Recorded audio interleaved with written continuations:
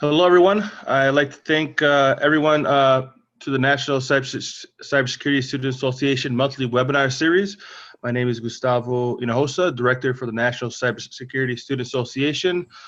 Our webinar today is no low tech and skills required in the workplace, but generally not taught in schools. Our presenter today is Casey O'Brien, Executive Director for the National Cyberwatch Center. Today he's going to present various no low-tech knowledge and skills that are not being taught in school, but will make a huge difference in the workplace. Today's topics will include time introductions, emails, cell phones, calendar invites, teleconferences, productivity apps, presentations, and table manners. If the audience has any questions, please type it in the chat box and we will answer them at the end of the presentation. Please mute your mic, and at this time I'd like to hand it over to Casey. Thanks, Gus. Hello, everybody. I'm Casey O'Brien, Executive Director and Principal Investigator of the National Cyberwatch Center, of which the National Cybersecurity Student Association is one of many projects.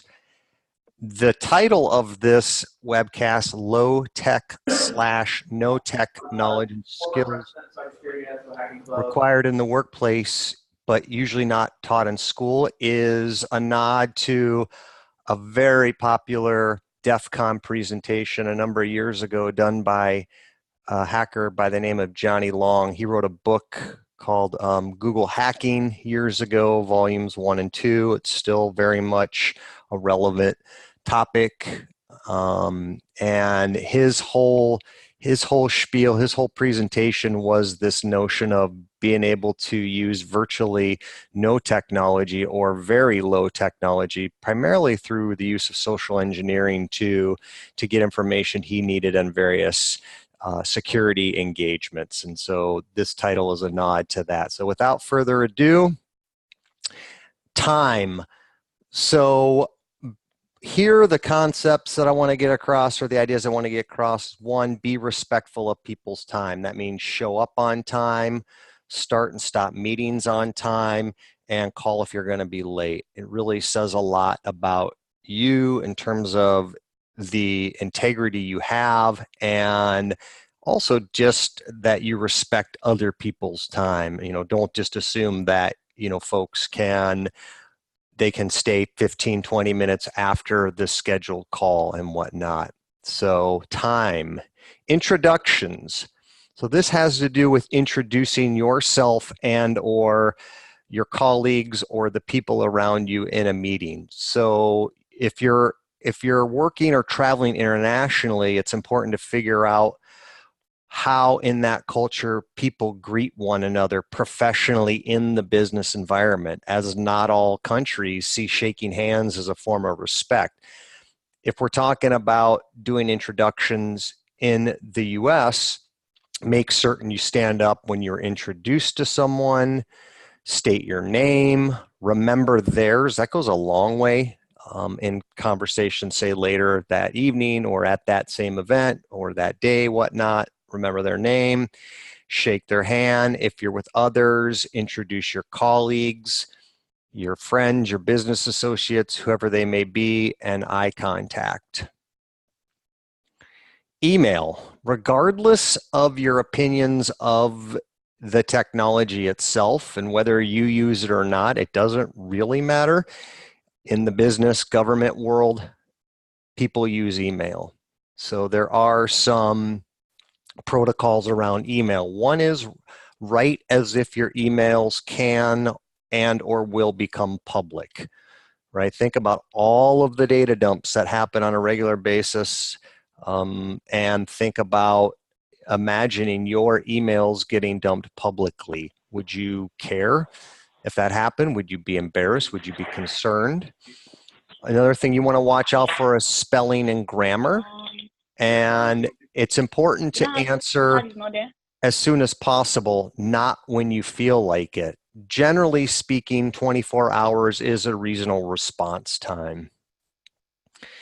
Cell phone usage. This really, to some degree, depends on the culture of the organization, but generally speaking, I think as a good rule of thumb, when you go into a meeting, you put your phone on silent or you turn it off and you put it face down.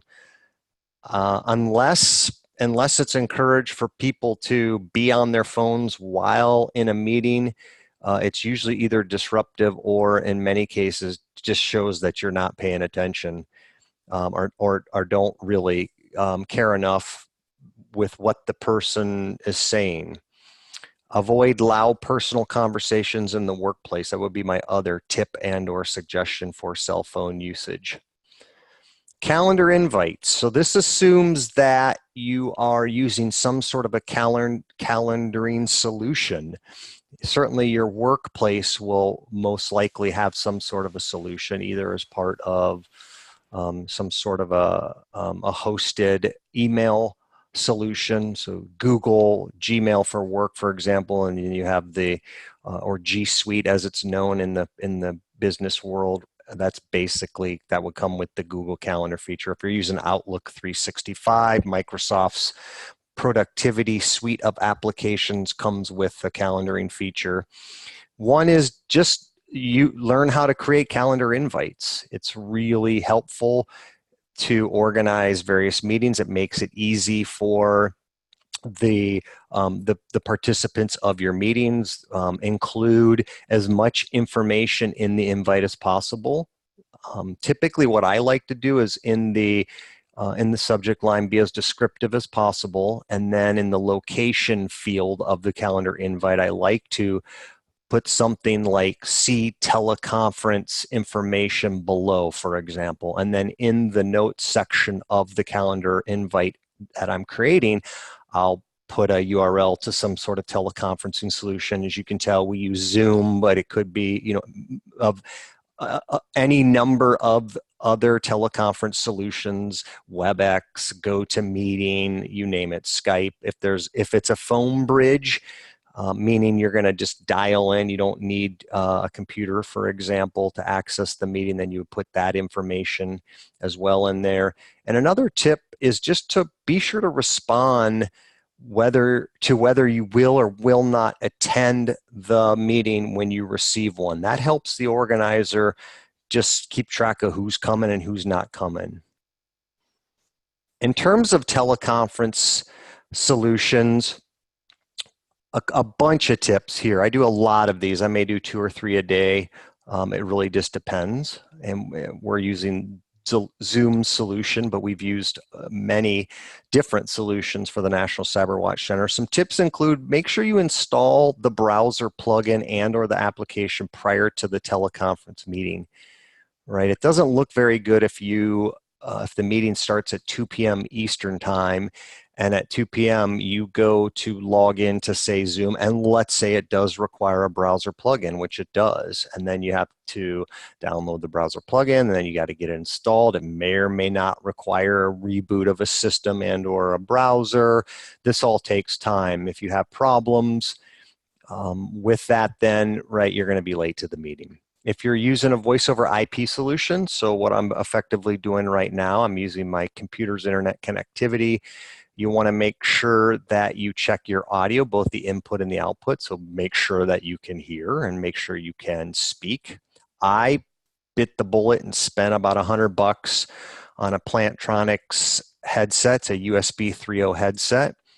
It's a very nice solution. It's worthwhile investment if you attend a lot of these kinds of teleconference meetings. It lets you have your hands free. You can control the mute centrally, as opposed to, meaning I can control it on my device itself, as opposed to using the mute feature in the application itself, like Zoom. Call in from a noiseless location if possible. I know that's not always possible. There's been many instances where I've been in a very busy bus terminal or train station or airport, and I've had to call into a meeting. But when possible, try to call in from a noiseless location. You'll want to silence any phones, so mute your phones. I have a landline in my office. I want to make sure that's muted. I notice though when the ringer's muted, if it goes to voicemail, then the voicemail will play through the speaker. So I just remove the landline phone wireless headset entirely from the room. You want to be on time. So there were folks who joined this who were late, and they did not do probably the number one most important thing you do when you join any kind of teleconference solution, and that is mute your microphone and phone when not talking. So you heard on a couple occasions people joined late and they were talking, right? And we heard that. Many of these teleconference solutions have a feature called mute on entry, which allows you to, in effect, have everybody muted when they come into the teleconference meeting, and then they can unmute themselves, or you can essentially control that. Take that capability away from people if they've shown that they can't handle that. I don't know how many times I've been on meetings where I've heard people, they're walking, they don't mute themselves, they're driving, they're talking, they're washing dishes, they're going to the bathroom, you name it. That's a big one. Wait your turn to introduce yourself. A number of solutions, especially phone bridge solutions, will, I'm thinking a free conference call, for example. If you're not familiar with that one, that's a very good, reliable, free phone bridge solution. And when you call into the phone number and then you type in the meeting ID, the next thing it will say is, please introduce yourself. Well, if you have 35 people all joining, within the span of, 30 seconds or a minute, they're all saying their names, which is, pre-recorded. So, hi, this is Casey, hit pound, I'm into the call now. And if 30 people are all doing that, you just hear this, hi, this is Casey, hi, this is Gus, hi, this is Adam, hi, this is German, hi, this is Matthew D. It's a bit annoying. So just wait your turn to introduce yourself. And when in doubt, just follow the meeting organizer's protocols, whatever they may be. All right, that's the best recipe for success. I mentioned some productivity apps. I'm talking about Outlook 365, the Google suite of applications. Right, you will be in a work environment required to use any number of the applications within a suite. So it may be the Outlook email application with the calendaring, with online Word, Excel, PowerPoint in one organization, and maybe the Google suite of apps in another. Right, so you will be in many instances required to learn how these apps work, and just some tips in general. Figure out how to create and use templates in some word processing programs so that you are using headlines, so that your headlines get automatically created for your table of contents. Most companies will already have various word processing, like, for example, Microsoft Word templates, and you'll probably be using those ready-made ones. But if you don't, you'll want to know how to create various reports. You'll want to learn how to create basic graphs, fishbone and swim lane graphs to add to your presentations and papers. In terms of presentations, design matters. So you'll want to use colors that contrast. Less text is better. I'm a big fan of this style that you see on your screens right now, which is, one word.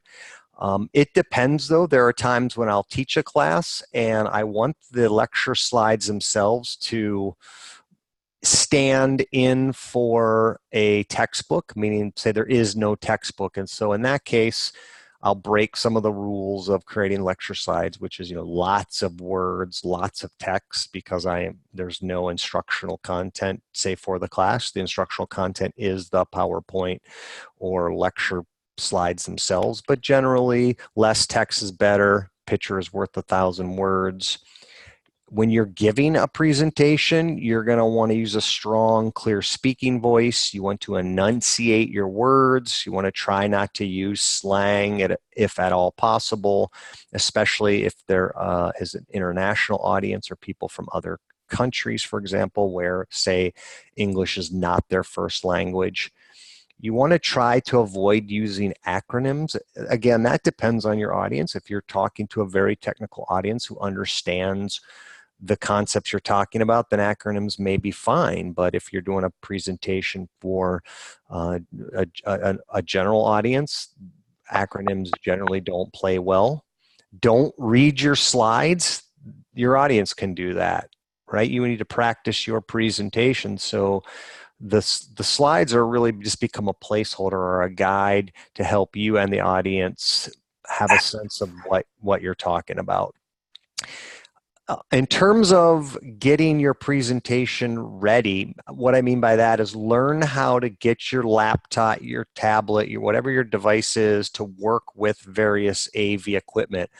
I've been to lots of meetings, lots of presentations, conferences where the presenter they have no idea how to actually get their presentation to show up on say the conference's AV equipment. And part and parcel with that, come prepared with the appropriate cables for your device. This happened to me last week. So I have it's a little shower kit, a little DOP kit that has all my various cables I need, DVI, VGA,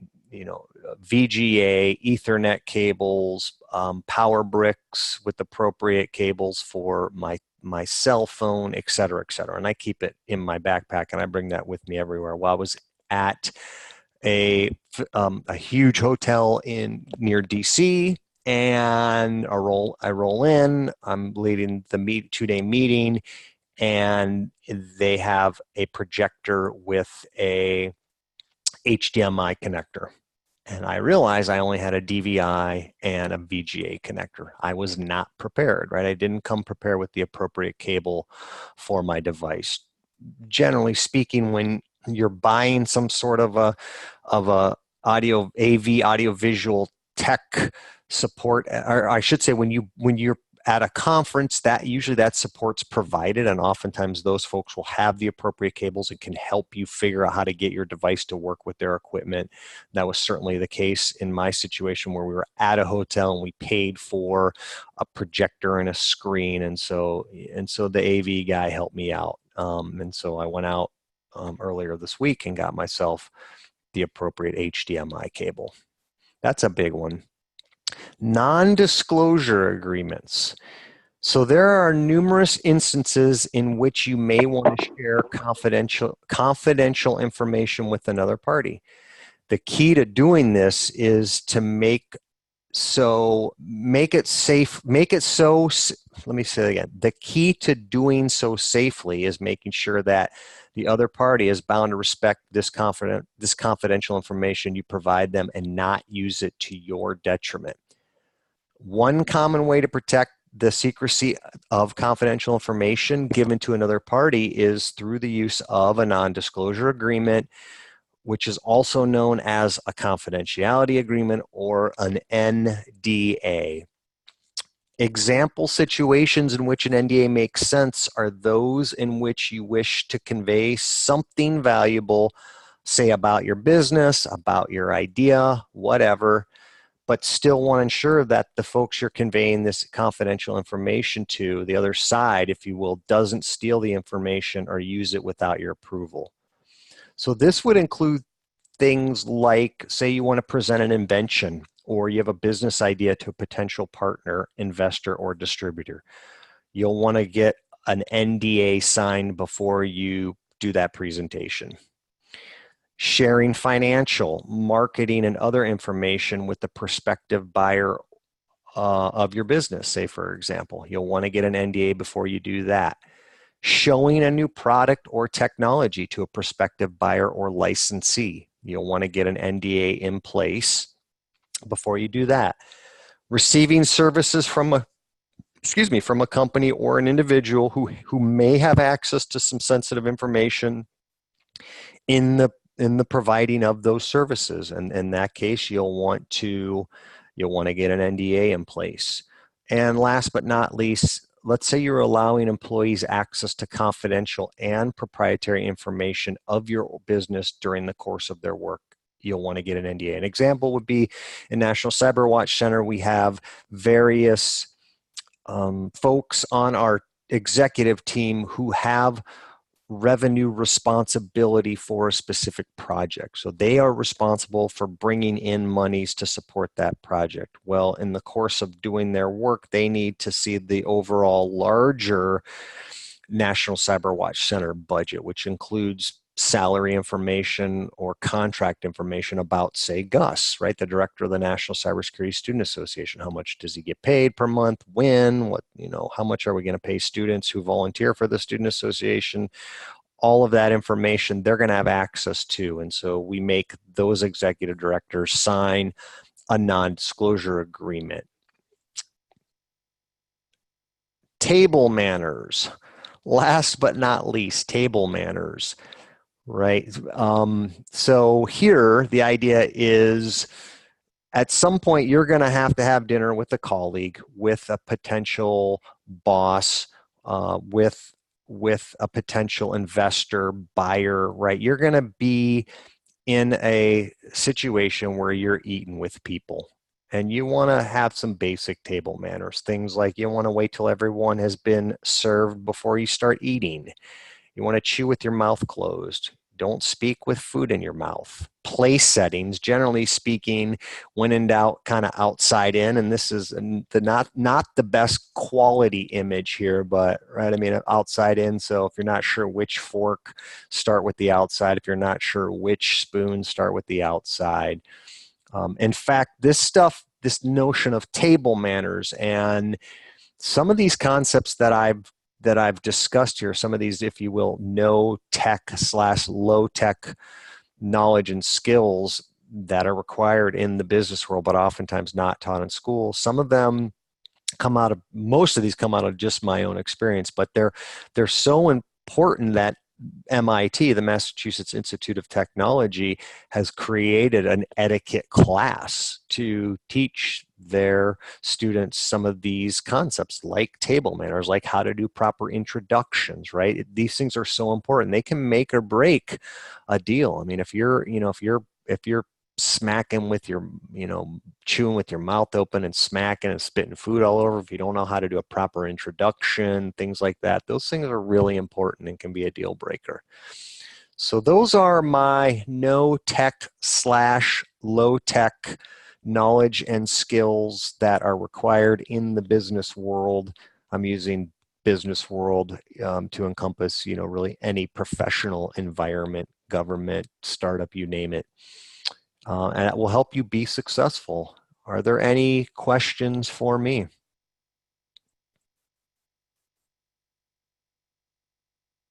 can also place your questions in the chat box.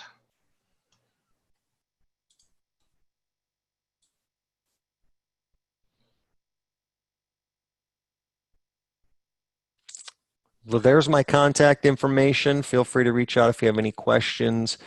Gus, that's it for me. I'll turn it back over to you. All right.